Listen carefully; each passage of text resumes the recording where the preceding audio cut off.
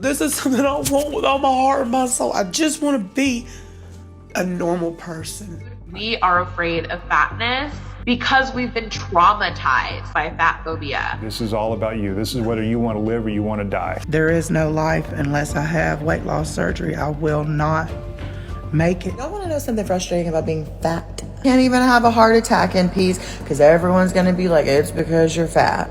Is it possible to be healthy at every size? Let's look at the facts. Vannessa Cross's experience on TLC's 1,000 Pound Best Friends suggests otherwise. Being overweight altogether just sucks. Everything's hard. The only easy thing you do being fat is eat. Already, the fat acceptance movement is quickly. Systemic fat phobia. And I kind of feel like they'd find her entire existence triggering in general. Watching this show, you're just like, wow, this woman's lived experience and general mindset kind of anecdotally disproves everything the body positivity movement has to say. Vanessa's also really inspiring, funny, and not afraid to speak her mind. So let's find out why the body positivity movement would hate Vanessa. But before we get into it, a message from our sponsor. This video is sponsored by Casetify. I think I finally found my go-to phone case. I usually hate cases because they're bulky, heavy, and not always the cutest. But Casetify's ultimate goal is to build cases that aren't built like a brick, but are very protective. Along with the release of the iPhone 14, Casetify rolled out their new iPhone 14 Impact series, made with their latest protection technology, EcoShock. Casetify iPhone 14 Impact cases provide drop protection from up to 11.5 feet. They are drop tested at 5 times the military standard. That means they dropped it 130 times to make sure the EcoShock protection doesn't wear off.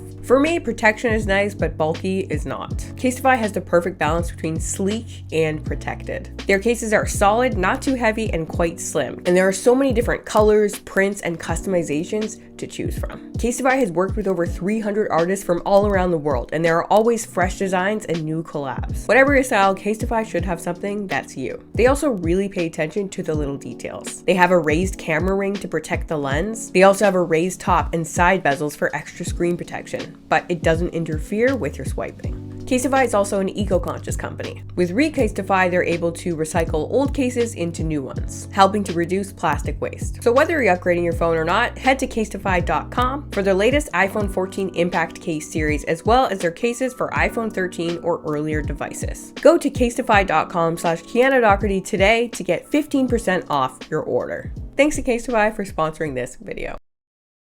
First off, Vanessa is extremely real about her dire need to lose weight. Sometimes just walking around, I can't breathe, I can't move, my back starts locking down. My grandfather died at 51. My mother died at 51. I'm already 42, fixing to be 43 years old. I want to be better.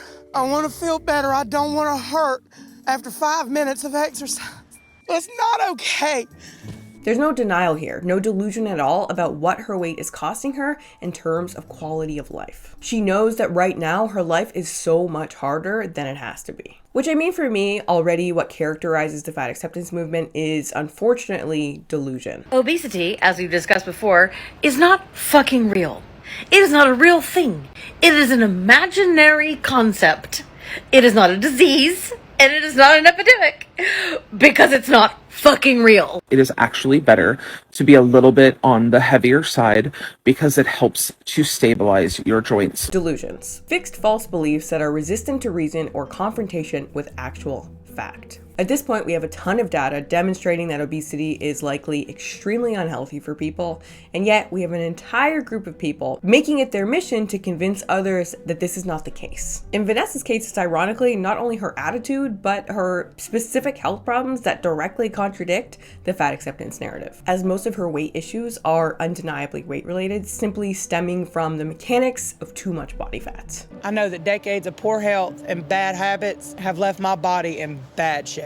I cannot wait to the day that I don't have to have a potty chair. I'm wanting to push myself. I want to get on the right track. I want to do this damn thing. Vanessa wasn't always quite this self-aware and determined. We meet her at a point in her life where she's basically hit rock bottom and 100% certain and motivated that she wants to make this change. why I want to add surgery or losing weight. This is my life, my lifestyle, and how I'm going to live it. Vanessa puts on a front. I know Vanessa is not happy. And what pushed Vanessa to be so brutally honest with herself this time is the health of her 18-year-old son. I don't want Jacob to feel like it's okay to be this big. I am scared to death for him. Jacob is over 400 pounds at 18 years old, and he doesn't have many health issues at this time. But neither did Vanessa at that age, and now she's at the point where everything hurts, she can barely move, and she has to use a bedpan. She's still mobile and mostly fully independent, but she's right on the brink of losing that independence thanks to her body weight. I've got spinal stenosis, bulging disc. It's hard for me to walk. I've had surgery on both ankles. And 2 months ago, I was diagnosed with diabetes. If you don't figure out a way to do this, you're not going to be around a whole lot longer. I know. One of my biggest issues with the body positivity or fat acceptance movement is that they never seem to talk about situations just like this. It just never seems to get brought up, these types of scenarios. Vanessa is 441 pounds at 42 years old. And unfortunately, her life is a completely realistic outcome for people embracing a fat acceptance lifestyle and telling themselves that no matter how much weight they gain, it's not an issue. Now, that's not going to be true for all of them, but for a percentage of them, it's entirely realistic that this is an outcome that they face in the future, which is what scares the shit out of me for these extremely young people joining this movement. Yes, you are fine now, but call us back in 20 years. Which is part of why I feel like the body positivity movement couldn't handle watching Vanessa. She accepts reality as it is and takes accountability for everything she possibly can. Her weight, her food addiction, even her son's weight. I'm ready to do what I need to do to get my life back on track. I see him struggle, and it makes me realize it's because of me. I failed you as a mother. I did. This type of accountability and honesty takes so much courage. Like, watch any episode of Kitchen Nightmares for a psychology lesson on how difficult it is for people to take on this much accountability most of the time. It's this attitude, Vanessa's willingness to take ownership, accept responsibility, take on blame, and be completely transparent with herself about her own behavior. To say, I am the reason that I have not succeeded thus far. This attitude is extremely empowering when it comes to changing your behavior. Addictions rely on self-deception. When we are not ready to change, we block out this type of thinking. We make up stories to convince ourselves that our behavior is justified and that we're not really doing anything that wrong. And thus, we never really get the psychological pressure that we need to change our behavior. And self-deception is really something we see a lot of in the body positivity community. What do you want to say to people who don't believe you when you say you're anorexic? I was starving. I was literally starving. This Tess Holliday moment was the absolute height of self-deception or delusion. If she was willing to honestly reflect back on her own behavior like Vanessa, she would see that this diagnosis was not based in reality. It sounds so savage to say, but I don't think that there's any beating around the bush. That is just the reality of the situation. And it really is the exact same for countless members of the body positivity community. Okay, so I have a doozy here for you guys. Extremely frustrating to see news articles about how people are being diagnosed with preventable cancers. And one of the main measures which they say might prevent it is maintaining a healthy weight, when we know that for 95% of people, long-term weight loss is impossible. I know we are not at the stage where we're putting preventable and maintaining a healthy weight in quotation marks solely to serve the illusion that you have absolutely no control over your health. Weight loss is not impossible, and some cancers are preventable through lifestyle modification. Both pretty positive things, I thought. Destructive patterns of behavior often require denial, avoidance, and white lies to keep themselves running, which is why honesty and objectivity are important pillars of behavior change. And the cherry on top is that Vanessa is actually the poster girl for true body positivity. Oh, look. Oh, I like that. Are you kidding me right now? I want to get one of these. When we first meet her there in a clothing store, she tries on and buys a string bikini. Oh, hold on. Oh my God. You gonna wear this? I would love to. I want to show this off. And later on, she goes to a Florida beach with everything hanging out, and she does not care. I am so excited to finally put this string bikini to good use. I feel beautiful, courageous, nude. It's inspiring, right? Like, what percentage of people do you think have this attitude about their bodies on the beach? I would wager that it is not very high. She also gets buck naked at the spray tan thing and is like literally relishing in it. I love getting the spray tan. It almost feels like you're in a car wash. Like maybe I'm the car getting washed. It is just so refreshing to see this level of true self-acceptance. This is what body positivity should be, and if this is what they modeled, it would be an extremely inspiring thing. Vanessa's also constantly and so genuinely encouraging her less body positive friends to try and get them to be more like her. I wish I had waited so I could feel more confident out here. Why are you hiding anything? Baby, you're beautiful. Don't hide nothing. Don't get me wrong, Megan. I hate my roles, but my brain tells me I'm gorgeous. We love to see it. We love to see it. Unfortunately, though, if you look to the body positivity crowd, encouraging is not something I see very often. Can you be body positive and lose weight? Simple answer, no. By intentionally losing weight, you are erasing a potentially fat body. There's just not a hint of positivity here. I don't get that full self-acceptance vibe from them. It seems very fragile. It's all about policing the way everyone else relates to their bodies and saying that they don't have it bad enough to feel some type of way about the way that they look. You may feel fat, but I am fat.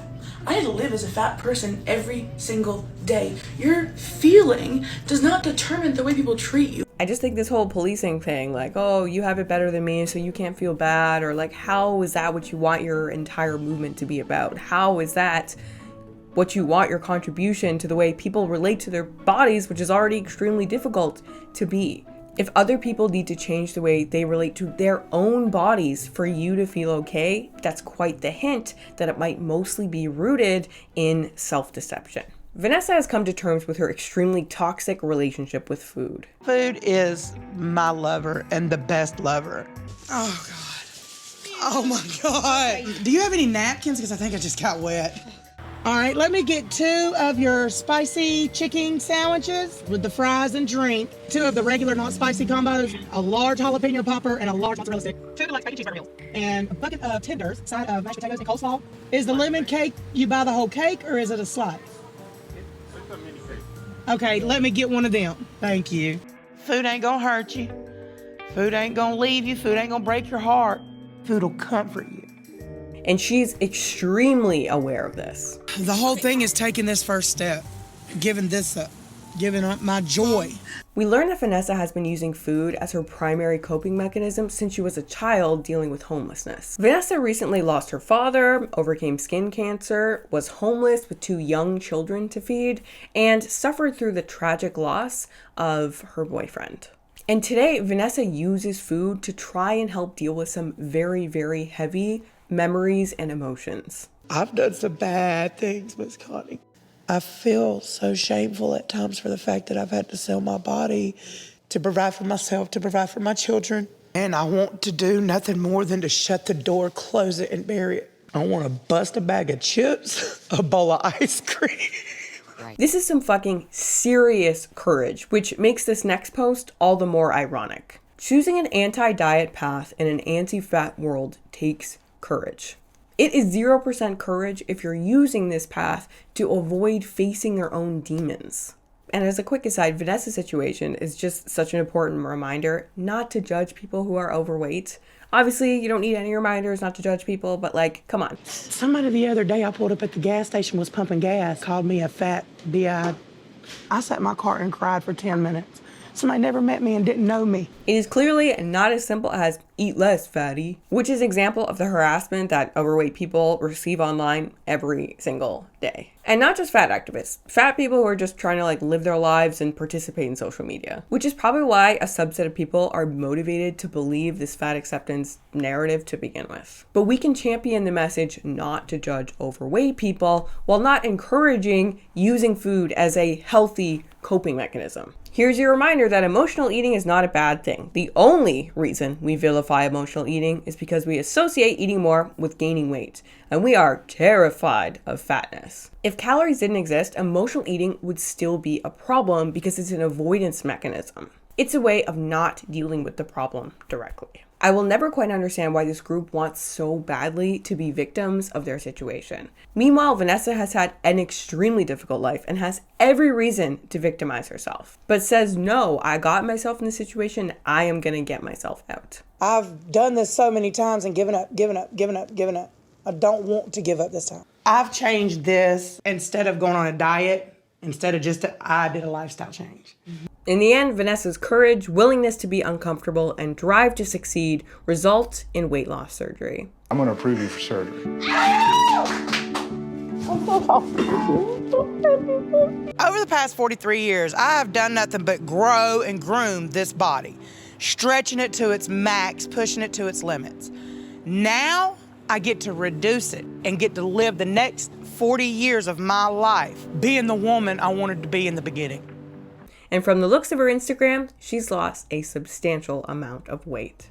Hope you guys enjoyed this one. Thank you so much for watching, and I will see you in the next one.